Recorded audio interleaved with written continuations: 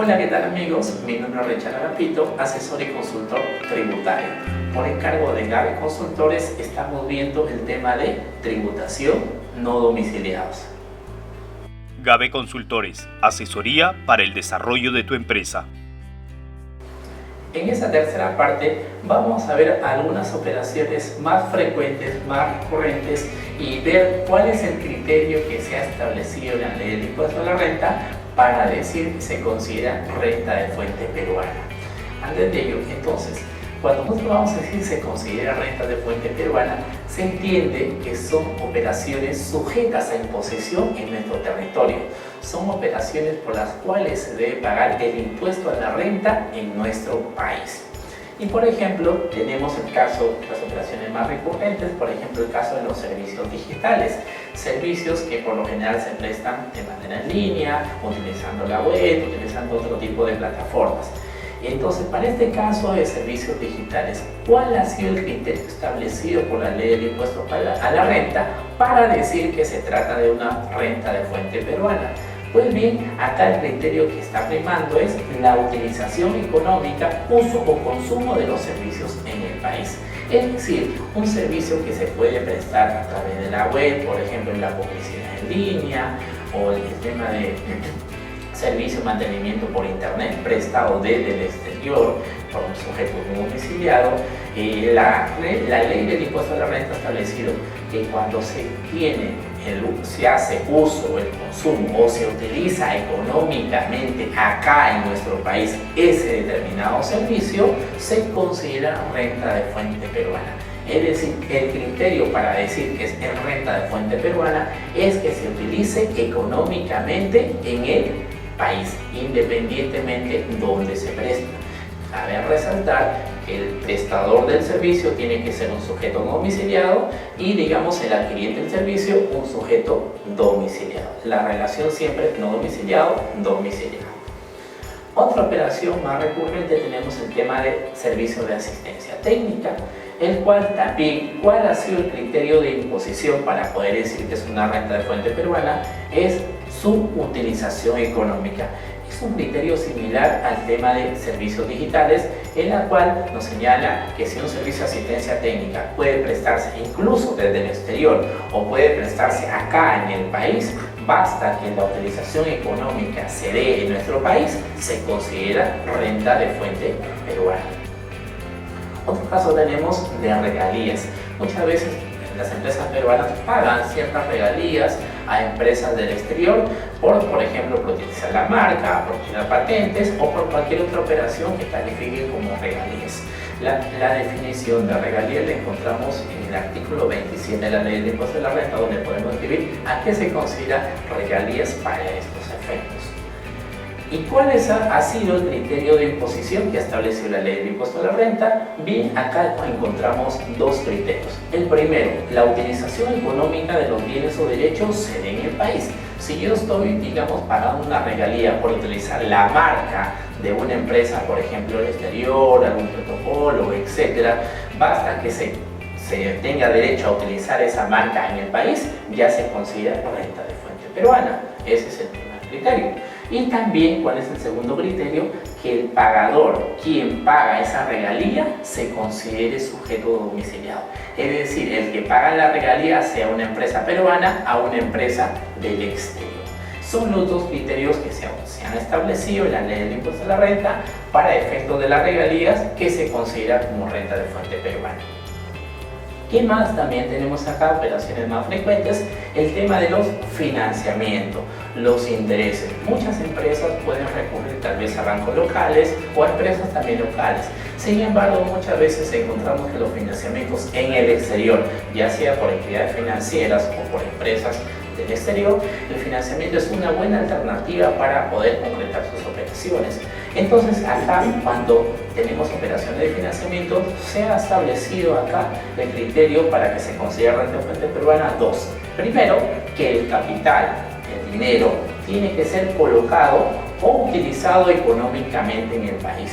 Si bien es cierto, es un requisito que el dinero ingrese a nuestro territorio, se acredita el ingreso al dinero. Entonces ahí estamos diciendo que, por ejemplo, el capital es colocado en nuestro país o utilizado económicamente en nuestro país. ¿Y cuál es el segundo criterio? Que el pagador de la renta, el pagador que sea un peruano, tiene que ser domiciliado para que le haga la retribución correspondiente al sujeto no domiciliado. Es decir, quien paga la retribución es el domiciliado al no domiciliado. Entonces aquí tenemos los dos criterios de imposición para efecto de las operaciones de financiamiento. Y vamos a ver, si bien ya definimos algunas operaciones más frecuentes, cuáles son los criterios de imposición, cuando estamos para analizar una operación si se considera renta de fuente peruana o no. Entonces vamos a ver, si bien ya catalogamos que una operación, por ejemplo renta de fuente peruana, debemos tener en cuenta la oportunidad del pago del impuesto. Cabe resaltar que el impuesto en realidad corresponde pagarlo al sujeto no domiciliado, pero por la característica, por la situación de las operaciones, el mismo sujeto no domiciliado no va a ser efectivo el pago del impuesto acá en la Administración Tributaria Peruana. Para esto se ha establecido, el legislador peruano ha establecido quien se encargue de hacer efectivo ese pago del impuesto sea a través de un intermediario, que en este caso va a ser quien va a pagar la retribución al del exterior. Es decir, si una empresa del exterior me está está prestando un servicio a la empresa peruana al momento de pagarle la retribución correspondiente tendría que efectuarle una retención, o mejor dicho, un descuento. Imaginamos que la operación, por ejemplo, en $1000, la tasa de retención es el 30%, entonces tendría solamente que abonarle el 70%. Ese 30% tiene que abonarlo a la Administración Tributaria, a la zona peruana. ¿Cómo se hace eso? Vía retención por impuesto a la renta no domiciliada. Entonces tenemos que tener en cuenta lo establecido en el artículo 76 del impuesto a la renta, que nos habla de dos momentos para poder establecer en qué momento se debe efectuar la retención de este impuesto a la renta. Y bien, por ejemplo, tenemos de manera general que nos dice se tiene que efectuar la retención en la fecha de pago parcial o total. Deberán retener y abonar el impuesto a la renta correspondiente. Es decir, por ejemplo, si en este momento, en el mes de agosto, por ejemplo, se está pagando una retribución por ejemplo, asistencia técnica a una empresa del exterior, se paga el día de hoy, por ejemplo. Entonces, el día de hoy, digamos, al momento de pagarle, no le va a tener que pagar, por ejemplo, el 100%, va a tener que pagar el 85%. Es decir, y nos preguntamos, ¿qué pasa con ese 15%? Ese 15%, la empresa peruana que se está quedando momentáneamente va a tener que imposarlo al fisco de acuerdo al vencimiento del periodo tributario agosto.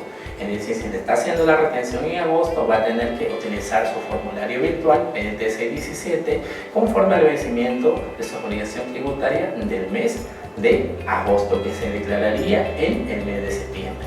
Entonces, ese es de manera general el momento establecido que se debe efectuar la retención correspondiente en la fecha de pago parcial o total, que lo establece el artículo 76 de la Ley del Impuesto a la Renta.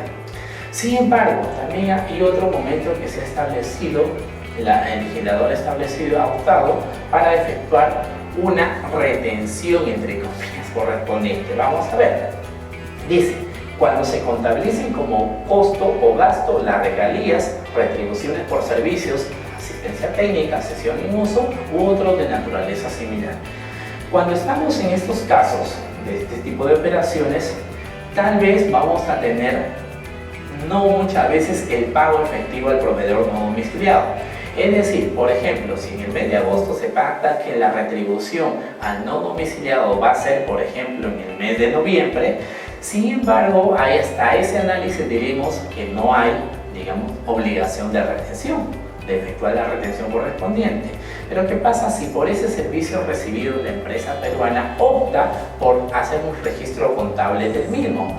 Entonces, ¿qué se estableció acá? Que con el registro contable de esa operación prestada por el sujeto no domiciliado al sujeto domiciliado, tiene que efectuarse un adelanto, un abono de la retención, un importe equivalente a la retención. ¿Y por qué no hablamos de una retención efectiva? Porque en realidad en este momento solamente se ha hecho un registro contable, no se ha pagado todavía una retención. ¿Qué se estableció? Que se abone un importe equivalente a la retención. Es decir, si por ejemplo teníamos el importe de la operación de asistencia técnica, se ha pactado con el proveedor no domiciliado que se va a pagar en noviembre, sin embargo el servicio se ha contabilizado en el mes de agosto, va a tener que abonarse como que si estuviera haciendo la retención el importe equivalente, por ejemplo, al 15%, y tendrá que abonarse al fisco dentro del plazo del mes de agosto, cuyo vencimiento ocurre en el mes de septiembre.